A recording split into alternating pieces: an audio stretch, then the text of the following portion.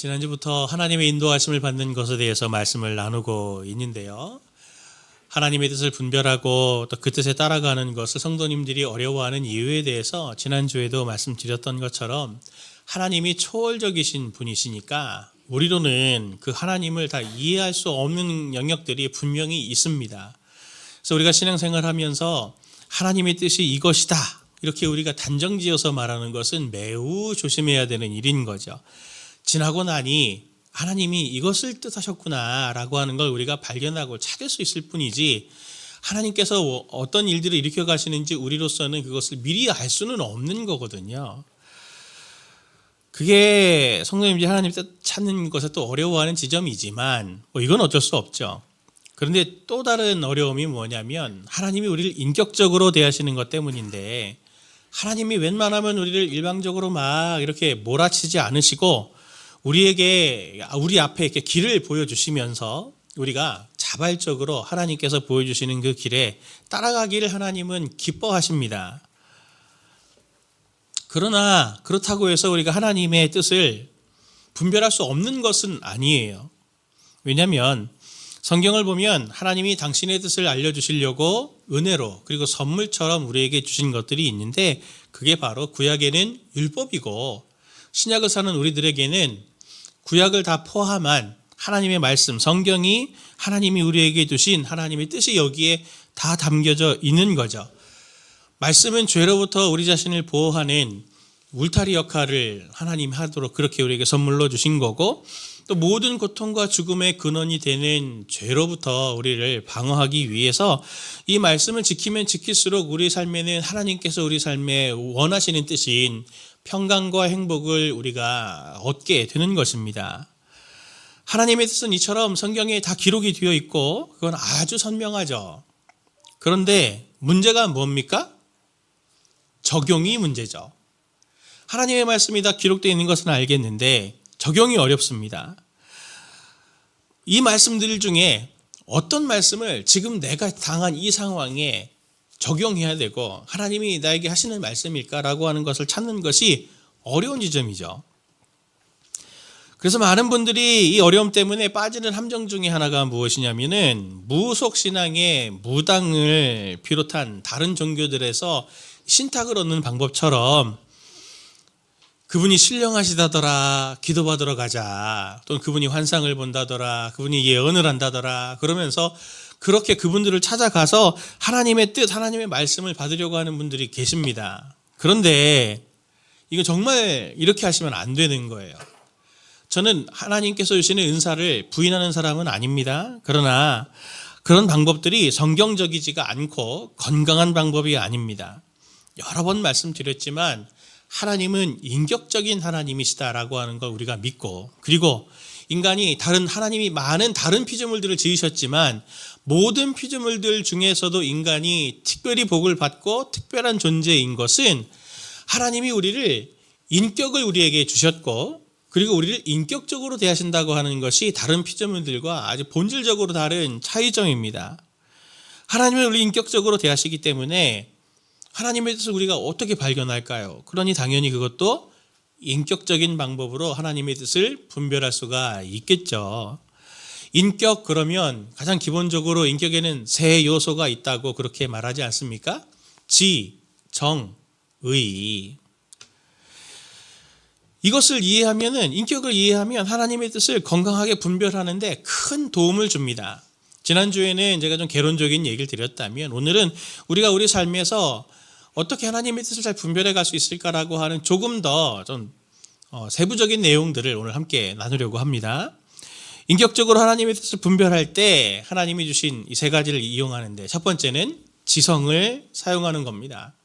말씀과 이성을 활용해야 되는 것이죠. 하나님이 당신의 뜻을 선명하게 드러내는 방식으로 율법, 성경, 글로 우리에게 이 성경을 주셨다고 하는 것이 뭘 의미합니까? 말씀을 가까이 읽고 대하면은 하나님의 뜻을 선명히 알 수 있다고 하나님은 생각하셨기 때문에 하나님의 말씀을 성경이라는 것으로 우리에게 주신 것이잖아요. 유대인들도 그걸 알았습니다. 그래서 율법을 매우 중요하게 여기고 그것을 암송하기도 하고 묵상하기도 하고 가르치기도 했죠. 근데 오늘 말씀을 보면은 율법을 잘 지키는 유대인들에 대해서 오늘 예수님이 뭐라고 어떤 반응을 보이십니까? 마태복음 15장 오늘 7절 8절 오늘 보면 바로 앞에 본문을 보면은 이렇게 말씀하시죠. 세번역으로 보면 위선자들아 이사야가 너희를 두고 적절히 예언하였다. 이 백성이 입술로는 나를 공경해도 마음은 나에게서 멀리 떠나 있다. 책망하시잖아요. 정말 유대인들은 말씀을 잘 지키려고 한 사람들인데 왜 예수님은 그들이 하나님에게서 멀리 떠나 있다고 말하고 그들이 위선자라고 이렇게 책망을 하십니까? 유대인들은 왜 이렇게 된 거예요? 오늘 유대인들이 보여주는 이 오류는 오늘 세계 곳곳에 있는 한국교회, 세계 곳곳이 아니죠. 한국교회와 세계에 있는 모든 교회들이 잘 빠지는 함정들 중에 하나입니다. 그건 뭐냐면, 이 오류가 뭐냐면, 말씀, 성경을 문자적으로, 기계적으로, 문자적으로만 보기 때문에 그렇습니다. 성경은 분명히 말씀 그대로 이해하고 순종해야 하는 거예요. 그리고 성경을 문자적으로 보는 것은 나쁜 것은 아닙니다. 그러나 성경을 단지 기계적으로, 아주 기계적으로 문자적으로만 해석해서 그걸 적용하려고 하다 보면은 이런 오류에 빠질 수가 있어요. 대표적인 예가 이런 방식이죠. 에베소 5장을 보면은 이런 말씀이 있습니다. 5장 18절의 말씀 보면 술 취하지 말라 이는 방탕한 것이니 오직 성령으로 충만함을 받으라. 기독교가 한국의 선교사님들이 기독교를 전해주면서 한국교회, 한국 사회 안에 있던 이제 술 먹고 방탕한 이런 사람들 때문에 이제 그리스도인들은 절제된 삶을 살아야 되니 술 먹지 말자 하는 그렇게 한 것이 오늘날까지 좋은 전통으로 사실 이렇게 이어져 오잖아요. 근데 술 드시고 싶은 분들 계시죠? 다 압니다. 그래서 어떤 분은 저한테 용기 있게 또 이렇게 물어보시죠. 목사님, 성경에는 술 취하지 말라고 해 있지만 또 보니까 이런 성경도 있습디다 하면서 디모데전서 말씀을 가지고 오세요. 5장 23절 말씀 보면 이제부터는 물만 마시지 말고 내 위장과 자주 나는 병을 위하여는 포도주를 조금씩 쓰라. 바울이 양쪽인 아들 디모데에게 병이 난 걸 다스리기 위해서 포도주를 써라 그랬습니다. 목사님, 포도주 술이잖아요. 한 잔 정도는 먹으려도 괜찮은 거 아닙니까? 뭐 어떻게 해야 됩니까? 그러면 먹어야 됩니까? 말아야 됩니까? 어디에서는 먹으라 그랬다가 어디는 먹지 말라 그랬다가 하나님이 이랬다가 저랬다가 하시는 막 그런 하나님이십니까? 이럴 때는 이렇게 얘기하고 저럴 때는 저렇게 얘기하고 문자적으로만 읽으면 안 맞죠, 이게 지금. 도대체 어떻게 하라는 거냐? 그런데 이 두 본문 사이에는 흐르고 있는 그 정신이 있잖아요. 성경을 이런 식으로 기계적으로 문자적으로만 읽고 해석해서 적용하려고 하면은 어떻게 되냐면 큰 오류에 빠지는 게 뭐냐면 성경에는 마약하지 말라는 말이 없거든요. 그럼 해도 됩니까? 그리고 또 스마트폰, 뭐 AI, 뭐 계속 변해져가는 삶의 이러한 현대적인 부분들의 것들은 성경에 없으니 그건 뭐 마음대로 해도 되나요? 그럼 성경은 오늘 이 시대에 무슨 필요가 있습니까? 이렇게 기계적으로 문자적으로 해석을 하는 것이 오류를 발생을 시켜요. 유대인들이 빠진 함정이 바로 여기 있습니다. 마태복음 23장 23절의 말씀을 보면은 같이 한번 이 말씀을 읽어보기를 원합니다. 세 번역으로 봅니다. 시작. 율법학자들과 바리새파 사람들아, 위선자들아, 너희에게 화가 있다. 너희는 박하와 회향과 금채 11조는 드리면서 정의와 자비와 신의와 같은 율법의 더 중요한 요소들은 버렸다. 그것들도 소홀히 하지 않아야 했지만 이것들도 마땅히 행해야 했다. 아멘. 예수님은 유대인들이 율법을 지키는 거 잘했다, 잘했어. 그거 잘했는데 놓치지 않아야 되는 게 또 있는 거죠. 율법의 형식도 중요하지만 그 율법에 담긴 율법의 정신을 지키는 것이 얼마나 중요한가라고 하는 것을 교훈하시고 그걸 놓치고 있다는 거죠. 오늘 본문의 말씀대로 말하면 정의와 자비와 신의와 같은 율법에 더 중요한 요소들이 있는데 이것들은 너희가 지금 놓치고 있는 건 아니냐라고 하는 것을 말씀하시는 거죠. 이런 오류들이 오늘 우리 안에도 있는 거 아닙니까? 말씀 속에 담겨져 있는 그 정의, 자비, 신의와 같은 율법의 정신, 말씀의 정신을 놓치고 있기 때문에 오늘날도 성도들과 많은 교회들이 세상 사람들에게 손가락질을 받고 예수를 믿는 것 같지만 예수님이 없다 이런 얘기들을 하는 이유가 바로 여기에 있는 거잖아요. 성경을 배운다는 게 뭡니까? 성경을 배운다는 게 가장 기초적으로 성경에 무슨 내용이 들어있는지 그 내용을 알고 배우는 것도 중요하죠. 뭐 구약에 아브라함이 있고 이삭이 있고 야곱이 있었다 이런 거 내용 배우는 것도 중요하지만 더 중요한 것은 그 성경의 그 구절을 하나님이 우리에게 성경으로 주실 때 그 하나님이 그 구절이 어떤 것을 의미하는지 그리고 하나님이 왜 이 말씀을 하시고 이 말씀을 통해 의도가 무엇인지 그리고 그 말씀을 주신 하나님의 의지는 무엇인지 그것을 아는 것이 필요한 거죠. 그게 율법의 정신이거든요.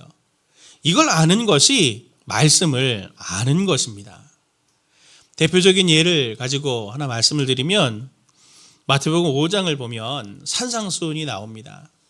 예수님이 하나님의 아들로서 이제 시작된 하나님의 나라를 가지고 오셔서 이제 새 시대에 하나님의 나라가 임했으니 새 시대에 새 율법으로 주시는 게 산상수훈이거든요.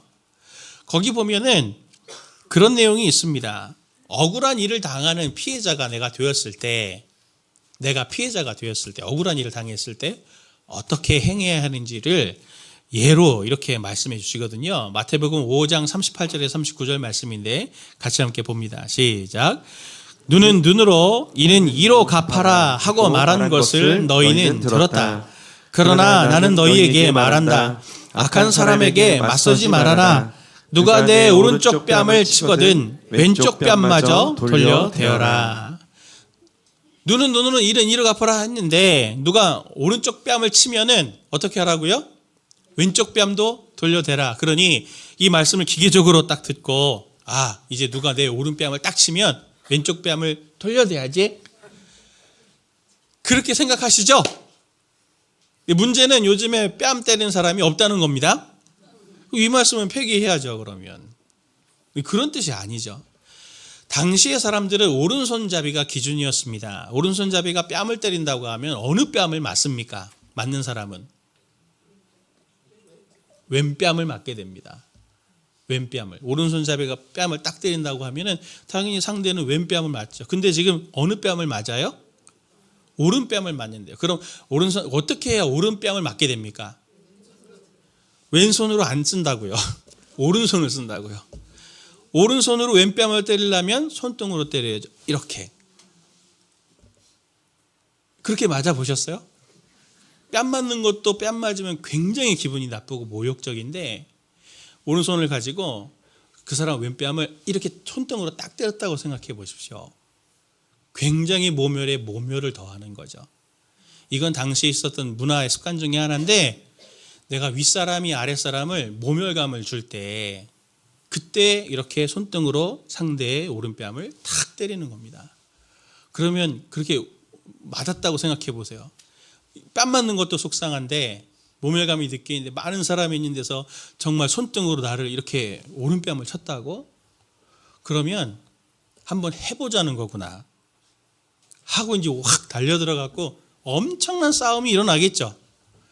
눈은 눈으로 이는 이로 했는데 그렇게 하지 말고 어떻게 하라고요?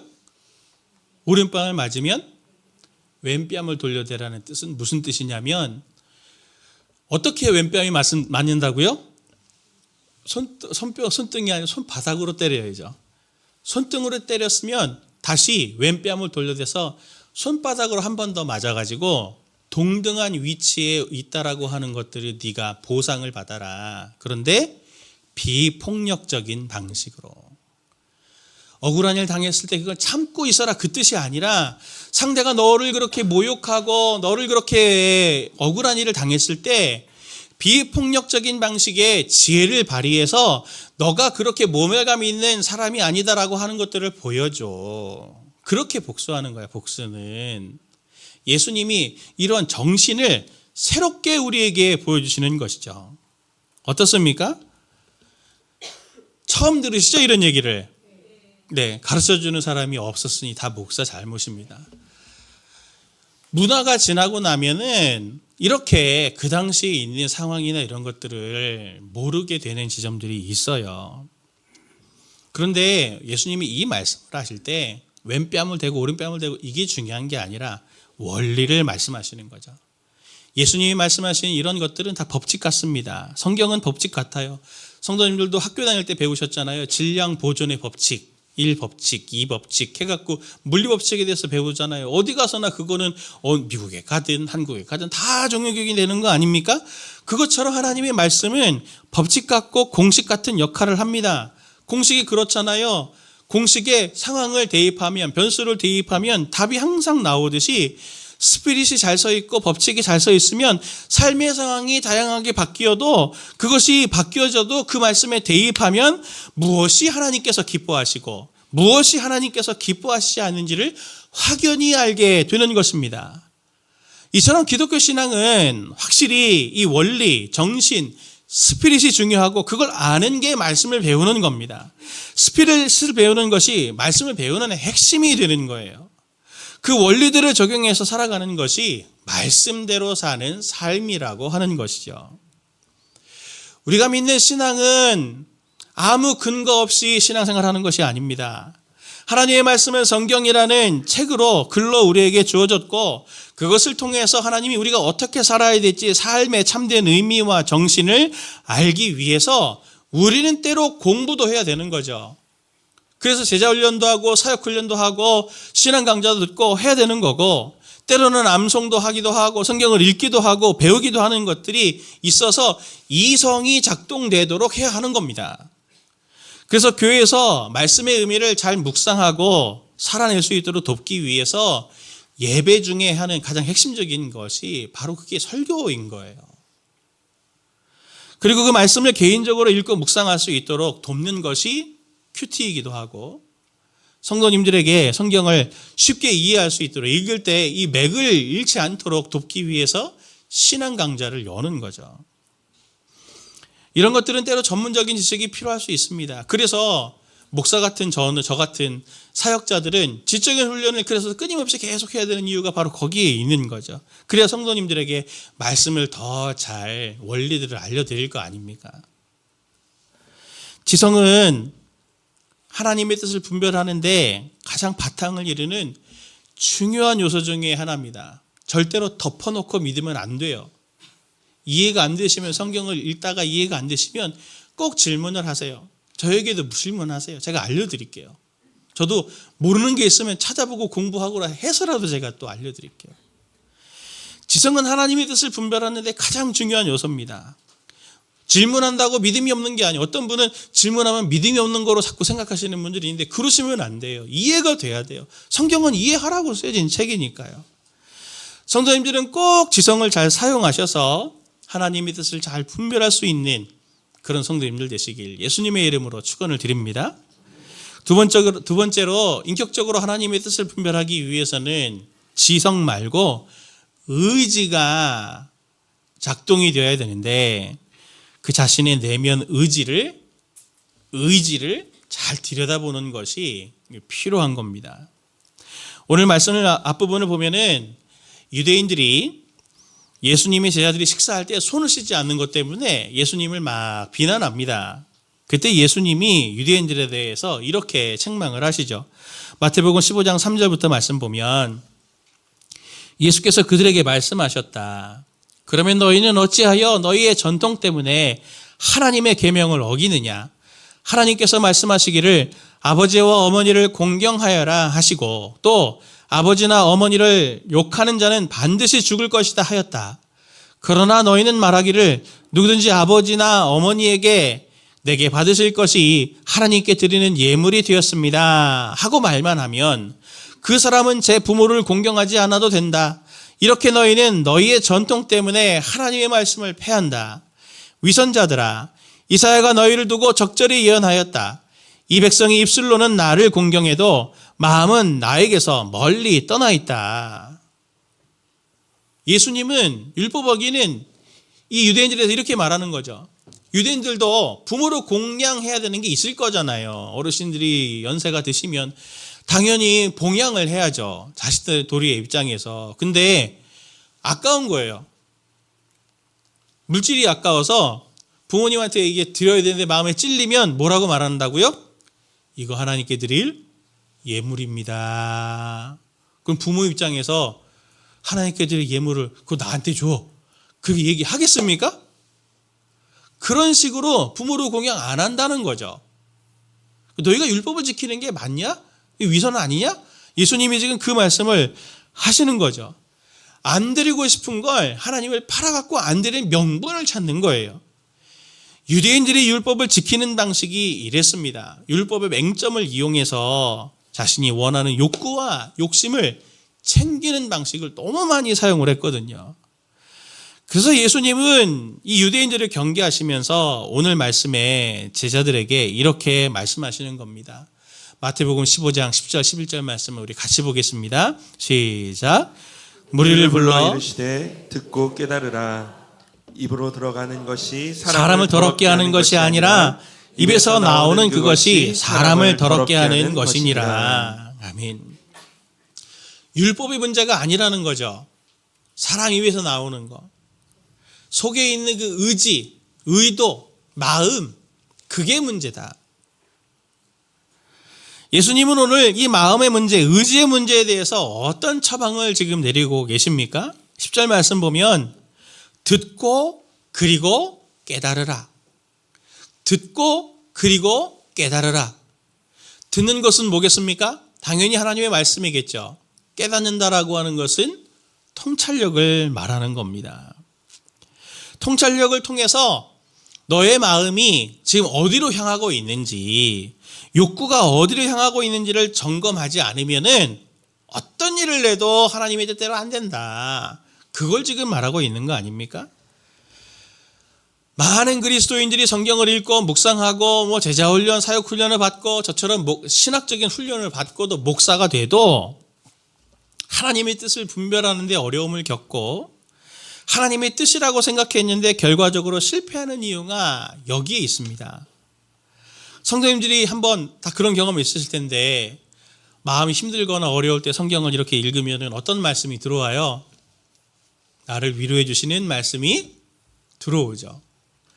또 내가 상황적으로 어렵거나 간절함이 있을 때 성경을 또 읽으면 그 상황의 간절함을 해결해 줄 말씀들이 이렇게 내 마음속에 깊이 탁 들어오면서 기쁘시죠? 그런 경험 해보셨죠? 근데 그게 정말 하나님이 주신 말씀인지 아닌지 어떻게 그걸 우리가 알 수 있습니까? 그걸 한 번 더 점검해 봐야 한다는 거죠. 그 말씀을 이용해가지고 자기 욕심을 차리는 게 유대인들의 실패였으니까요. 내가 지금 갖고 있는, 내가 붙든 그 말씀이 내 의지, 내 부패된 죄성과 욕심에서 내가 붙든 말씀인 건지 아니면 정말 하나님이 내게 주신 말씀인 건지를 점검하는 과정이 필요합니다. 이 부분에 대해서는 예수님이 우리에게 모범으로 보여주신 게 있죠. 예수님이 십자가를 앞두시고 겟세마네에서 기도하지 않으셨습니까? 예수님의 마음은 어땠어요? 십자가를 피하고 싶었죠. 정말 십자가를 피하고 싶었습니다. 예수님은 3번이나 같은 기도로 이렇게 기도하셨어요. 마태복음 26장 39절 말씀을 보면 조금 나아가사 얼굴을 땅에 대시고 엎드려 기도하여 이르되 내 아버지여 만일 할만하시거든 이 잔을 내게서 지나가게 하옵소서. 그러나 나의 원대로 마시옵고 아버지의 원대로 하옵소서 하시고. 예수님도 자신의 의지가 있는데 이 십자가를 피하고 싶은데 이게 내 뜻인지 아버지 뜻인지 기도의 시간을 통해서 점검하시고 이게 아버지 뜻대로 되길 원합니다 라고 자기 마음이 조율되기를 원하셨어요. 무엇을 통해서요? 기도를 통해서요. 성도님들이 말씀을 잘 알아도 하나님의 뜻을 분별하고 실천하는데 가장 어려워하고 또 오랜 시간이 걸리면서 힘든 과정이 바로 내 마음에 지금 이 의지, 마음을 되돌아보는 점검하는 과정, 바로 이것입니다. 이걸 많이 놓치시기 때문에 하나님의 뜻을 분별하는데 실패하는 거예요. 기독교의 기도가 다른 종교의 명상이나 또는 참선과 다른 점이 바로 이겁니다. 기도를 통해 하나님과 직접적인 소통을 가지고 기도를 통해서 내 안에 계신 성령 하나님께서 내 마음에 일해 주심을 통해서 말씀이 믿음이 되게도 하시고, 그래서 막 용기와 힘이 생기고 결단할 수 있는 힘이 생기기도 하고, 때로는 말씀을 붙들었는데 그 말씀이 내 욕심에 의해서 되는 거구나, 하나님께서 온 게 아니구나라고 하는 것들을 내 속에 계신 성령님께서 일해 주셔서 욕심을 통제하고 내가 그렇게 붙들려고 하는 그 말씀을 내려놓도록 내 욕심을 직면하게 하시는 은혜들을 하나님께서 그렇게 주세요. 성령 하나님께서 말이죠. 언제요? 기도할 때요. 앞서 예수님이 겟세마네에서 몇 번 기도하셨다고 했습니까? 3번 기도하셨죠. 3번. 온전하신 그분조차도 하나님 앞에 나아가서 3번이나 기도하면서 자신의 마음을 놓고 기도하시고 의지를 점검하셨어요. 성경에서 숫자들이 나오는데 7, 10 이런 숫자들이 있지 않습니까? 완전수로 또 의미를 갖지만 3도 자주 나오는 숫자인데 이게 의미가 있어요. 자, 예수님이 며칠 만에 부활하셨습니까? 사흘 만에. 그랬더니 3일, 4일인 줄 아시는 분인데 사흘은 3일이랍니다. 네. 3일 만에 부활하셨어요. 3일. 자, 아브라함이 이삭을 번제물로 드리라고 제사를 드리러 갈 때 그 가는 길이 며칠이었을까요? 3일. 자, 이스라엘이 출애굽하고 시내산에 도착합니다. 하나님과의 언약을 맺기 전에 하나님이 이스라엘을 준비시키는데 그 준비시키는 기간이 며칠일까요? 빨리 대답해 주세요. 3일이에요. 3일. 3이라는 숫자가 계속 반복되는 이유는 3은 성경에서는 충분한 시간을 말합니다. 숙고의 시간을 말할 때 3이라는 단어를 써요. 중요한 결정이고 신중한 결정을 해야 할수록 하나님의 뜻을 더 선명하게 알고 더 분명하게 알려고 한다면 3번, 3일, 충분한 시간, 숙고의 시간이 필요하다. 내 마음을 뒤돌아보는데 충분한 기도의 시간이 필요하다라고 하는 것을 예수님은 겟세마네의 기도를 통해서 우리에게 보여주셨습니다. 하나님의 말씀을 붙들었다면 섣불리 그것 갖고 움직이는 것이 아니라 그 말씀을 붙들고 하나님 앞에 기도의 자리에 나아가서 주님, 이게 하나님께서 내게 인도하시는 것입니까? 제 욕심에 의해서 제가 지금 이렇게 하나님의 말씀을 내가 붙들고 있는 것은 아닙니까? 하나님이 저를 깨닫게 해주시고 하나님이 성령 하나님께서 저에게 분별력을 주셔서 주님의 마음을 저에게 주십시오라고 충분히 기도하는 이 시간이 필요합니다. 성도님들이 꼭 그렇게 하셔서 하나님이 내게 주시는 말씀을 잘 붙드시는, 내면을 잘, 의지를 잘 점검하시는 저와 성도님들 되길 예수님의 이름으로 축원합니다. 마지막 3번째로는 뭐가 남았습니까? 감정이 남았죠. 자신의 감정을 확인하다 보면 하나님께서 또 감정을 통해서도 하나님이 기뻐하시는 뜻이 무엇인지를 우리에게 알려주십니다. 하나님이 당신의 사람들과 만나실 때 감정을 사용하시는 것을 성경에서는 여러 면에서 볼 수 있습니다. 그 하나님을 딱 만났을 때 보이는 반응들을 보면 직관적으로 제일 먼저 나타나는 현상이 감정의 변화예요. 감정의 변화. 가장 처음 하나님의 말씀을 떠난 아담 아시죠? 아담이 하나님께 범죄하고 나서 그 다음에 하나님을 만났을 때 그가 어떻게 반응했습니까? 창세기 3장 10절 말씀 보면 이르되 내가 동산에서 하나님의 소리를 듣고 내가 벗었으므로 두려워하여 숨었습니다. 하나님께 대해 공포를 가졌죠.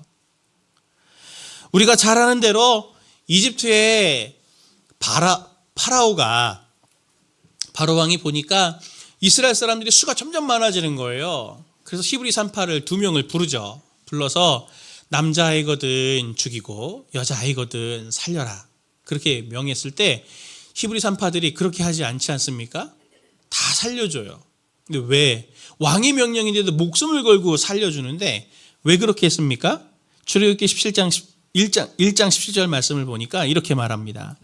그러나 산파들이 하나님을 두려워하여 애굽 왕의 명령을 어기고 남자 아기들을 살린지라. 히브리 산파들은 인간 왕보다 하나님을 더 왕으로 인정한 게 있는 거죠. 두려움이라고 하는 감정으로. 이 아이를 죽이는 건 하나님의 뜻이 아니야. 하나님은 무서운 분이야. 하나님의 뜻대로 나는 살아야 돼.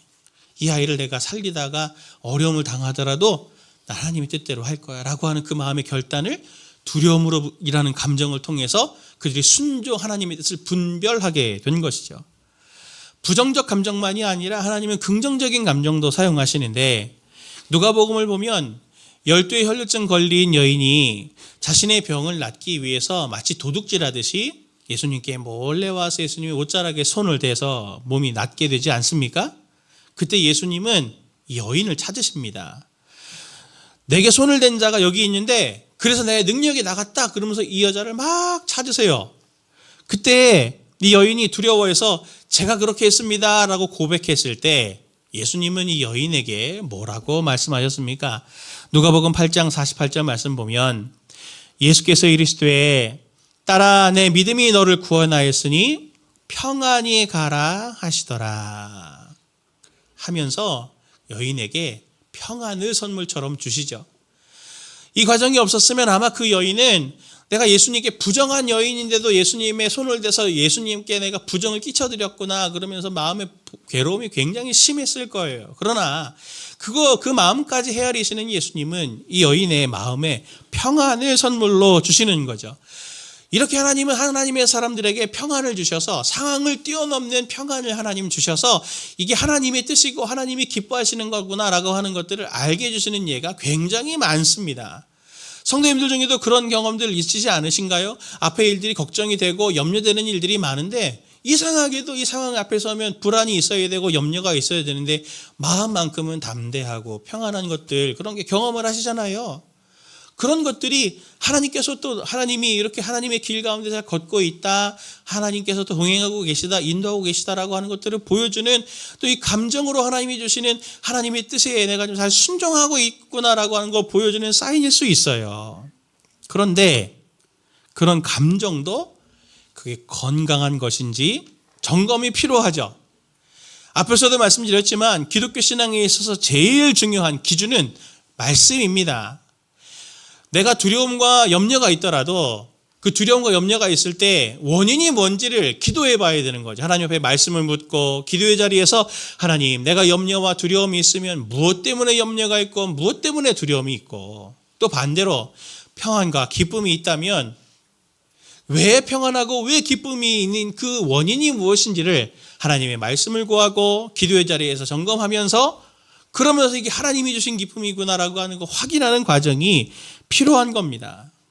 이처럼 지, 정, 의를 사용해서 하나님의 뜻을 분별하려고 하면 하나님이 기뻐하시는 길을 크게 벗어나는 일들은 없을 겁니다. 말씀을 마치려고 합니다. 리처드 백스터가 정말 이렇게 집대성한 책, 두꺼운 책이 있거든요. 크리스찬 디렉토리라고 하는 책이 있는데 그 책에서 이렇게 이야기합니다. 하나님의 뜻을 인격적으로 분별하는 것에 대해서 이렇게 말해요. 하나님은 우리에게 지성만을 주시지도 의지만을 주시지도 않았다. 그분은 전인격적인 순종을 원하신다. 그러므로 그분의 뜻을 분별할 때는 첫째, 성경으로 지성을 밝히고 둘째, 기도로 감정을 뜨겁게 하며 셋째, 결단으로 의지를 확정하라. 이 세 겹줄은 쉽게 끊어지지 않는다. 많은 영성가들과 믿음의 선배들은 지, 정, 의, 하나님이 주신 인격을 가지고 하나님의 뜻을 분별하는데 길을 잃지 않았습니다. 성경을 보면 우리의 믿음의 주인이 되시는 예수님은 아주 구체적으로 그리고 실제적으로 신앙의 길을 우리에게 대안으로 주셨어요. 그런데 오늘 많은 신앙인들의 모습을 보면 한편으로 너무 미신적이거나 이방 종교적이거나 그렇게 해서 바탕이 없고 근본도 없고 실제적이지도 않은 신앙생활을 하고 있는 분들도 의외로도 많고 또 그것과는 정반대로 너무 이성적이기만 해서 학문적이고 또 공부만을 해서 율법적으로 신앙생활 하려고 하는 실생활과는 동떨어진 균형 없는 뜬구름 잡는 것 같은 신앙생활을 하는 분들이 의외로 많이 있습니다. 저와 성도님들은 오늘 말씀을 기억해서 하나님이 우리에게 주신 인격, 지정의를 잘 확인을 해서 하나님의 말씀을 배우기도 하고 율법의 정신을 익히기도 하고 그것을 기도의 자리에서 하나님께 묻고 내 내면을 점검하면서 하나님이 주시는 마음들을 따라서 기쁘고 감사와 또 하나님이 주시는 인도를 따라서 실제적으로 신앙생활할 수 있는 저와 여러분들이 되시기를 예수님의 이름으로 간절히 축원을 드립니다.